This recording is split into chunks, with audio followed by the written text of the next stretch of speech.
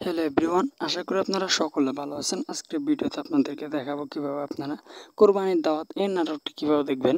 অবশ্যই ভিডিওটি খুবই সুন্দর একটি ভিডিও। কোরবানির দাওয়াত সামনে যখন কোরবানি এসেছে, তাহলে আপনারা পল্লিগ্রাম টিভির প্রত্যেকটি ফ্যান রয়েছেন যারা কোরবানির দাওয়াত নাটক দেখতেছেন।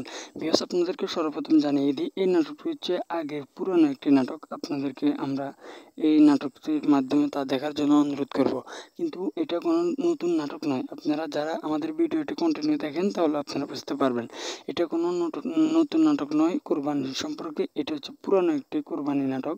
আপনারা যদি না দেখে থাকেন, অনেকজন রয়েছেন যারা এই নাটকটি দেখেন নাই, অবশ্যই আপনারা এই নাটকটি দেখে আসবেন। পল্লিগ্রাম টিভি ইউটিউব চ্যানেলে এই নাটকটা আপলোড করা হয়েছে।